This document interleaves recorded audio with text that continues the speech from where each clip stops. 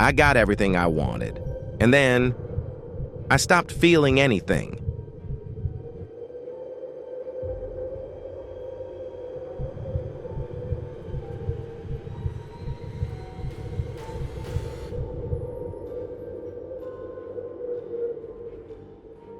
No sadness, no crisis, no visible reason to struggle, just a growing sense that everything had become flat. The way a landscape looks when all the weather has left. Not ruined, not storming, just still. Uniformly, completely still.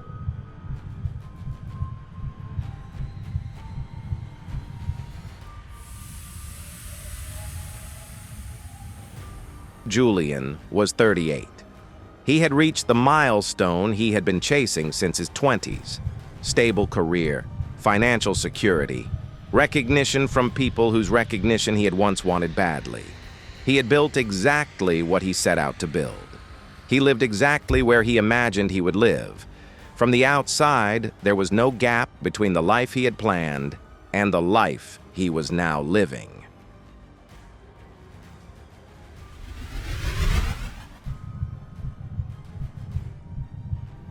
For years, life had direction.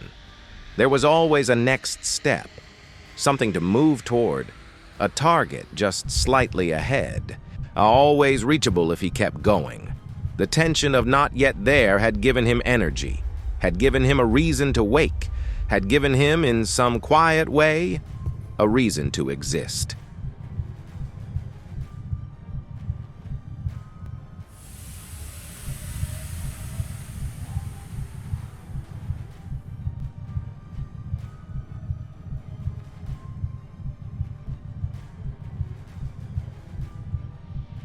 Until suddenly, there wasn't.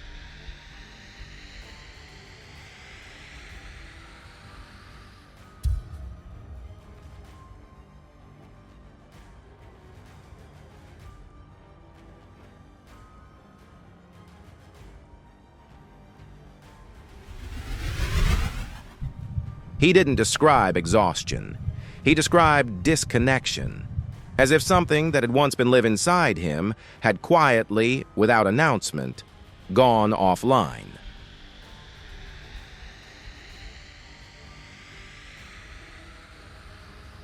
The things that once mattered now felt mechanical.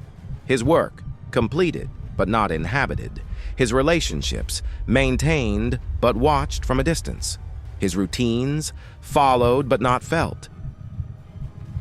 He described it once as watching himself on a screen. And he knew what was happening, he just couldn't feel it happening. He still functioned. He showed up. He was kind. He answered messages. He met deadlines. He said the right things at the right moments. But internally, he felt like an observer of his own life. Present in body, absent in experience. Every major decision he had ever made was guided by one question: what will move me forward?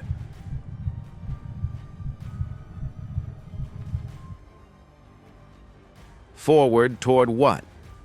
At first, the answers had been clear: stability, freedom, achievement, a version of himself that didn't have to worry, a version of himself that had made it. These were not small goals. They were, for a long time, genuinely necessary ones. He had not been chasing illusions, and he had been building something real, and he had built it.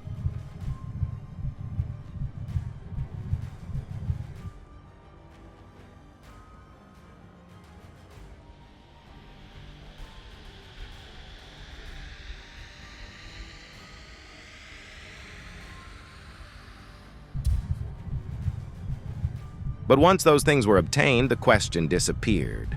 And without that question, the one that had organized every morning, every decision, every sacrifice, his internal compass stopped working. Not because the compass was broken, because there was no longer a north to point toward.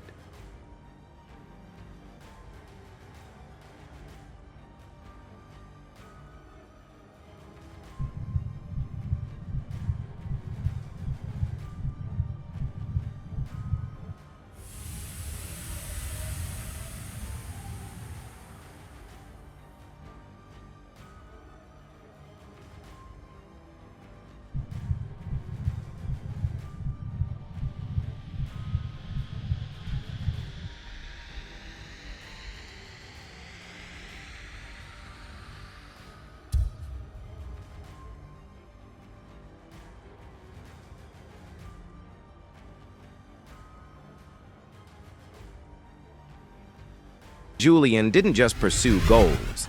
He defined himself through pursuit. This didn't happen by accident. It didn't happen because he was flawed. It happened because it worked.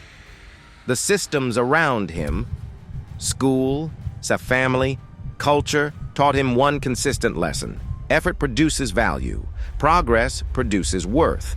And the person who is always becoming is the person who belongs.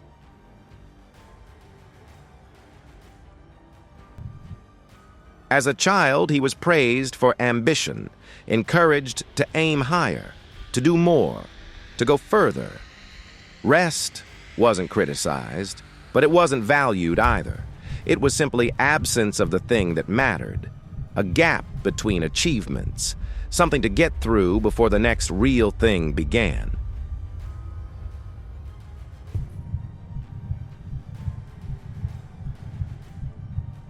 So he became someone who was always becoming someone else. Always in motion toward a future self who would finally be complete. Finally be enough. Finally be allowed to rest. But the future self never arrived. Because every time Julien got there, there was already a further there waiting. Until there wasn't. Until one day he arrived. And no further there existed. And he didn't know what he was when he wasn't on the way.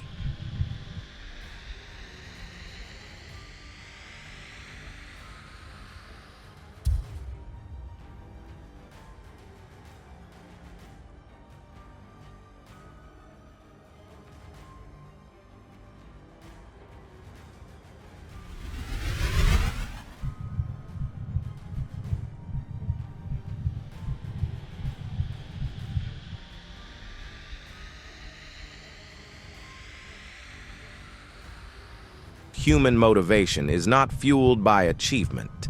It is fueled by orientation, a sense of movement towards something, a horizon that recedes as you approach it. Not to frustrate, but to continue, to give the nervous system something to lean into. The brain, in its deepest architecture, is not a machine for arriving. It is a machine for approaching. It is built for the journey, not the destination. When the destination becomes all there is, the brain doesn't celebrate. It goes looking for the next problem, and when there is no next problem, it generates one, or it goes quiet in a way that doesn't feel like peace.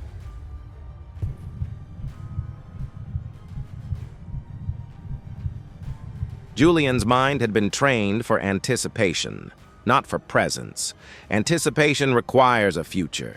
Presence requires now. He had spent decades building the future. He had never learned to live in now. When the future stopped demanding construction, his entire psychological structure lost its organizing principle. Not gradually, all at once. The way a building looks fine until it doesn't.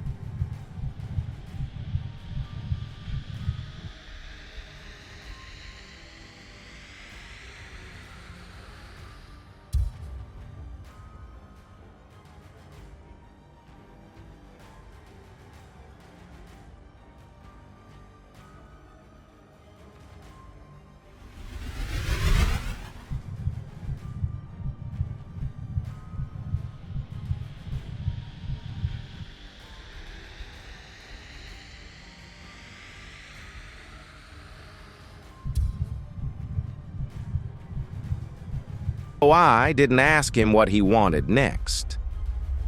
I had learned by then that asking someone like Julien what comes next only reactivates the old system, gives the compass a new north, restarts the engine, and returns him temporarily to comfort.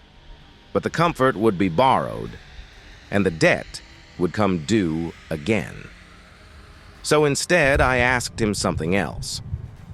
What in your life has value even if it leads nowhere?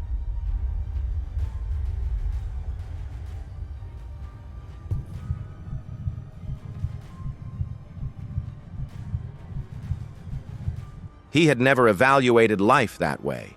Value without outcome.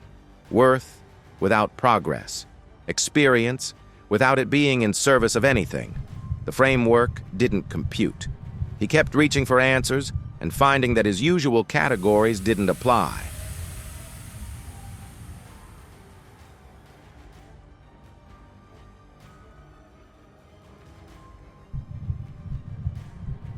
I don't think I've ever done anything that didn't have a purpose. He said it without shame. He said it like a person reading a map and noticing, for the first time, that an entire continent is missing.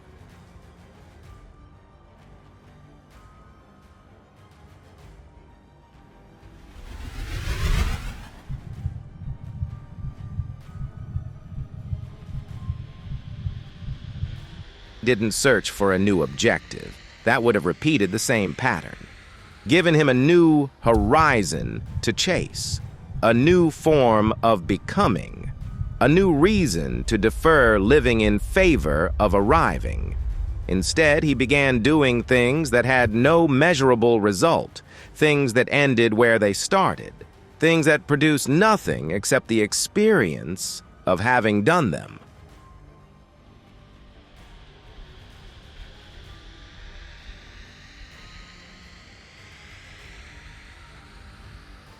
At first, they felt pointless, not relaxing, not restorative, just purposeless in a way that made him anxious. His mind kept reaching for the output, kept asking what this was building toward, kept trying to assign the experience a function, then unfamiliar, then open. At the way a room feels when you've cleared it of everything you were keeping in case you needed it someday.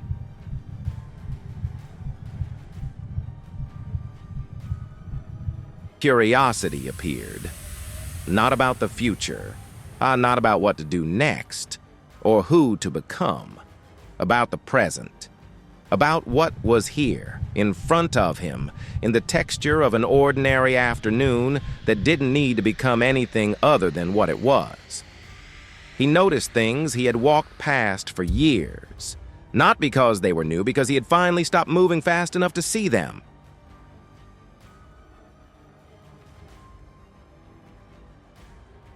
He still had ambitions. He didn't renounce the life he had built. He didn't become someone who had stopped caring, but his ambitions were no longer the reason he existed. They were things he chose, not things that chose him. The difference was everything, and it was almost invisible from the outside, which meant it was entirely internal, which meant it was entirely his.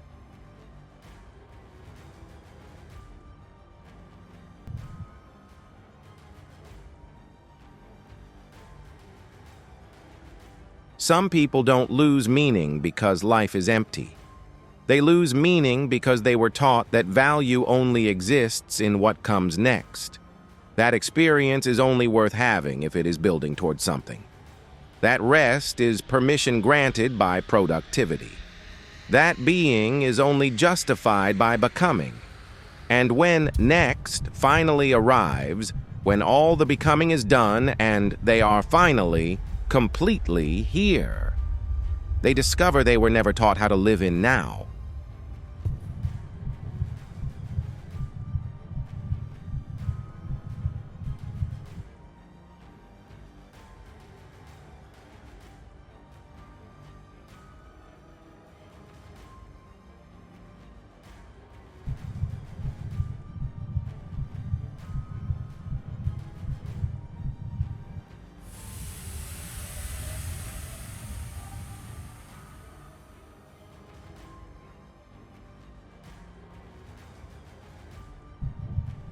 Healing is not always about finding a direction. Sometimes it is learning to stop treating your life as a problem to be solved. Sometimes it is discovering that the moment you are in does not need to earn its keep. That you do not need to earn your keep. That being alive is not a project to complete. It is something that is happening right now, in this frame, in this silence, without needing to become anything other than this.